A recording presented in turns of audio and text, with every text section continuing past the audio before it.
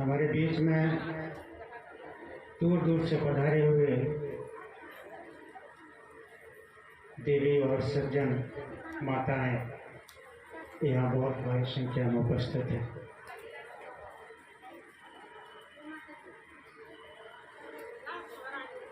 गर्मी का मौसम है तो जल सेवा चल रही है, अच्छा कार्य हो रहा है।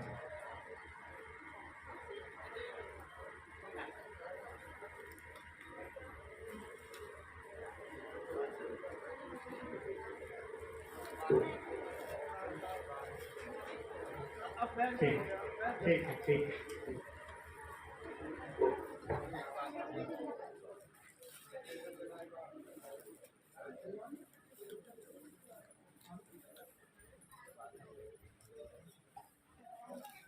आठवीं शताब्दी में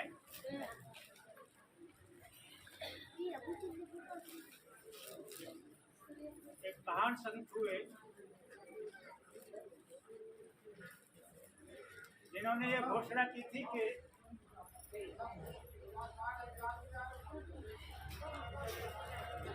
हम न मरह संसारा, सबको मिला ज्ञावन हारा।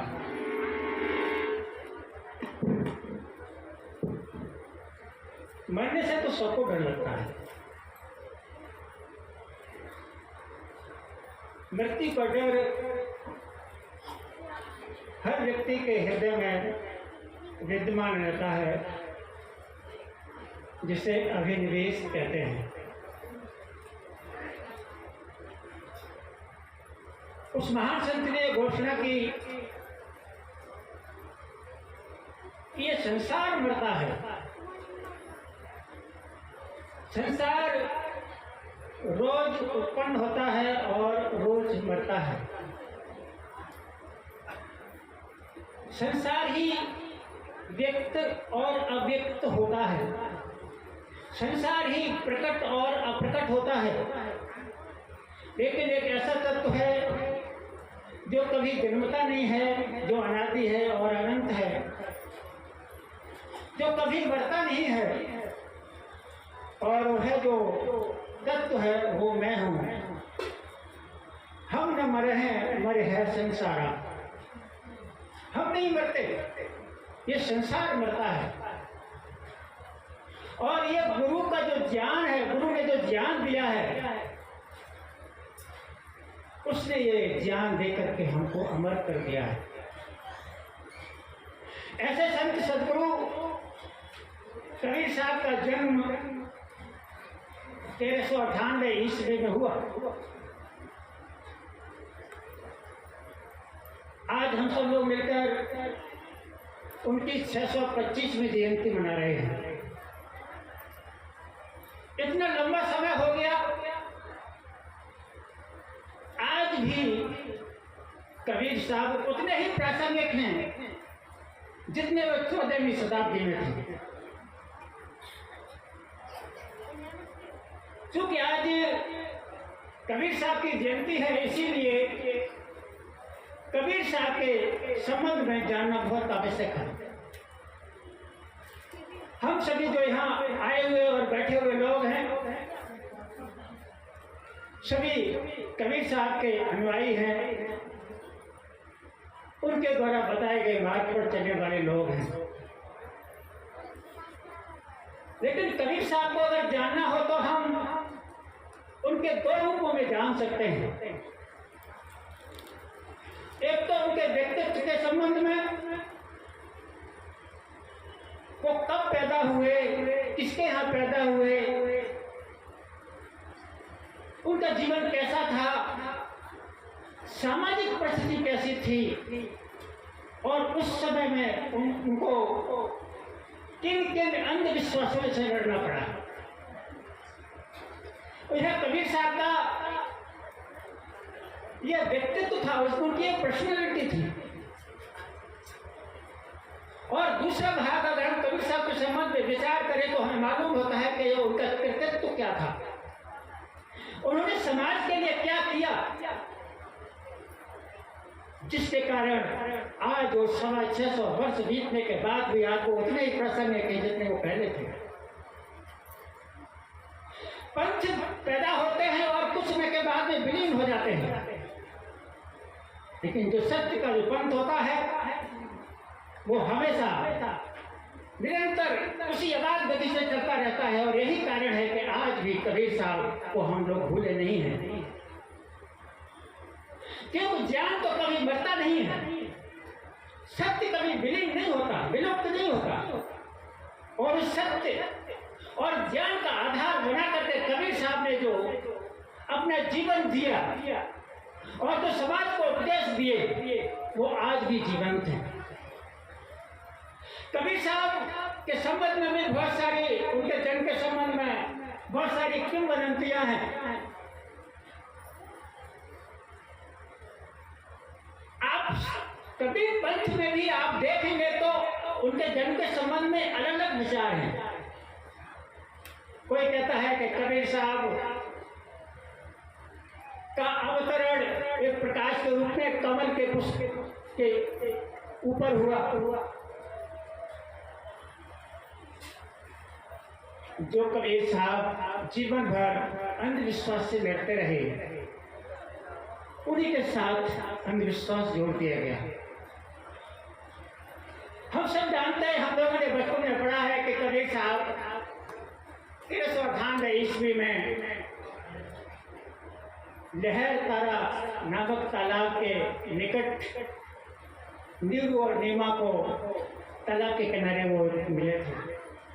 उनके संबंध में कहा जाता है कि किसी लोक अपवाद के कारण कोई महिला, कोई देवी उसको तालाब के किनारे छोड़ गई थी और नीरू नीमा जिनके कोई संतान नहीं थे, उन्होंने उनको अपना लिया, ग्रहण कर लिया, उनका पालन पोषण उन्होंने किया। बहुत गरीब परिवार था, जुलाहा परिवार था, कपड़ा बुनने का काम करते थे। और संभव यह है कि कबीर साहब जब छोटे हो गए तो वो ही अपने माता पिता का इस काम में हाथ बढ़ाते होंगे।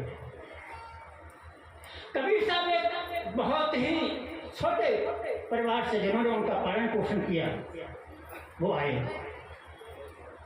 अक्सर ये होता है कि आज जिन लोगों का एक महान नाम है वो उनके अपने राजकुल के कारण है, कुल वंश के कारण है। लेकिन कबीर साहब की पहचान किसी कुल और वंश के कारण नहीं है, उनकी पहचान उनके कृतित्व के कारण है कि उन्होंने जो समाज के लिए किया, इसीलिए उनकी आज पहचान है। कबीर साहब पूर्ण रूप से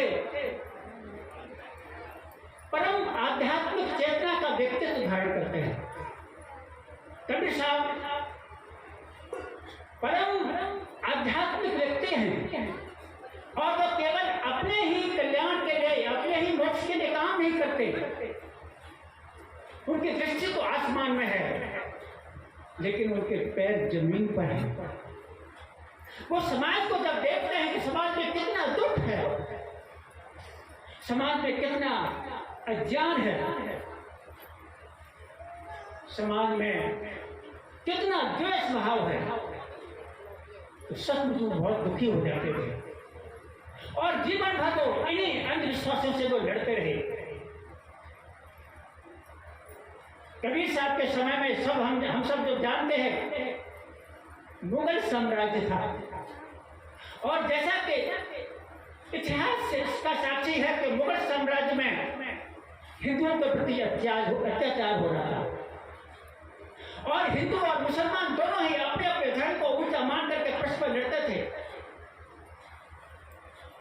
कबीर साहब ने दोनों को ही फटकारा, संतो देखो जब गौराना, हिंदू कहे वो राम प्यारा, मुसलमान रहे माना, और आपस में दो लड़ने मर गए मरमन काबू। आज संत सतगुरु कबीर साहब आज भी उतने ही प्रासंगिक हैं जितना वो 14वीं शताब्दी में थे। आज की ये परिस्थिति कोई 14वीं शताब्दी से भिन्न परिस्थिति नहीं है। आज भी लोगों को धर्म में बांटा जा रहा है। धर्म का विद्वेष लोगों के बीच में पैदा किया जा रहा है। कबीर साहब का ये मंतव्य था कि मनुष्य सभी एक है। वो जाति पाति के विरोधी थे। वो कहते थे हिंदू कहो तो हो नहीं, मुसलमान भी ना, पंचतत्व का पूतरा गैदी खेले मां। तुम मुझे हिंदू नहीं कह सकते, मैं मुसलमान भी नहीं हूं, मैं तो पंच तत्वों से बना हुआ ये पुतला हूं जिसमें आत्म तत्व विद्यमान है। कबीर साहब ने जो संदेश दिया वो आज भी प्रासंगिक है। कबीर साहब निर्मल के राम थे। वो जिस समाज में पैदा हुए और जिस समाज की वो दुष्टता देख करके वो हमेशा गरीबों के साथ रहे, निर्मलों के साथ रहे। वो अपनी साखी में कहते हैं उनके जो प्रतीक थे जिनके माध्यम से वो अपनी बात कहते थे, वो उनके प्रतीक थे मिट्टी, घड़ा, कुआं। सामान्य प्रतीक जो जन मानस के अंतर हृदय में विद्यमान रहते हैं और जो उनको ठीक ठीक पहचानते हैं। कितनी सरल बात कहते हैं, माटी कहे कुमार से तुम क्यों रोंदे मोए, एक दिन ऐसा आएगा मैं रोऊंगी तो। यह गरीब की व्यथा है कि तुम गरीब को मत सताना। समय बदलता है। मिट्टी कुम्हार से कहती कि तू मुझे क्यों रोक रही है, एक दिन ऐसा आएगा कि मैं तुझको रोऊंगी। समय बदलता रहता है। बकरी पाती खाते हैं ताकि काड़ी खान, जो लोग बकरी खाते हैं तिनको कौन भगा। अहिंसा के पुजारी थे और कबीर साहब ने इस समाज के उत्थान के लिए इतना किया कि किसी भी संत ने उतना कार्य नहीं किया। कबीर साहब जितने निर्बल लोगों के, जितने मध्यम वर्ग के प्रणेता हैं, उतने ही विद्वान लोगों के भी प्रणेता हैं। जो कबीर कहते हैं मुझ कागज छुओ नहीं, कलम दही न हाथ, उन्हीं के ऊपर आज लोग अनुसंधान कर करके PhD प्राप्त करते हैं। डॉक्टरेट की जो उपाधि है वो कबीर साहब का अनुसंधान करके उनको मिलती है। डॉक्टर रामकुमार वर्मा कहते हैं कबीर भारत की Socrates of India. Kabir Bharat के सुकरात थे। सुकरात ने भी सत्य का अनुसंधान करते हुए, सत्य का पालन करते हुए जहर का प्याला पी लिया था और बहुत को अपना लिया था। कबीर साहब ने भी इस समाज के विष को कम नहीं किया था। कबीर साहब को भी समाज का बहुत विष पीना पड़ा था। तो समय हो गया है, 2 मिनट में अपनी बात कह करके अपनी बात पूरी करता हूं। इस भारत की सर्वोच्च सत्ता पर बैठे हुए लोग भी आज कबीर साहब को याद करते हैं। अभी अभी मन की बात हुई थी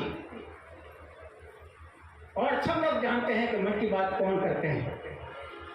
उस मन की बात में भी कहा कबीर कुआं एक है, पानी भरे अनेक, बर्तन का ही भेद है पानी समेत।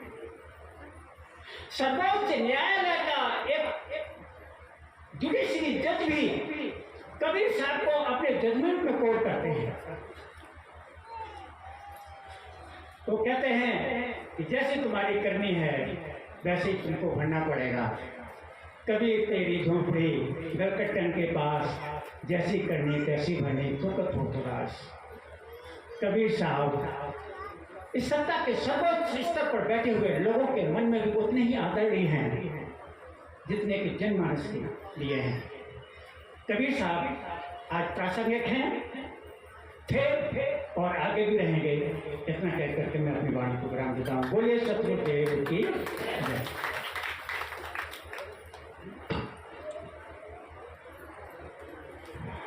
मास्टर श्री रामदास जी 2-3 मिनट में अपनी बात कहेंगे। आज कबीर जयंती के अवसर पर, और ऐसा न समझें बहुत लोगों को समय नहीं मिल पाया, क्योंकि जो परम पूजनीय परम श्रद्धेय संत श्री अमोही साहिब जी परम वैराग्यनिष्ठ, तपोनिष्ठ और पारगनिष्ठ कवि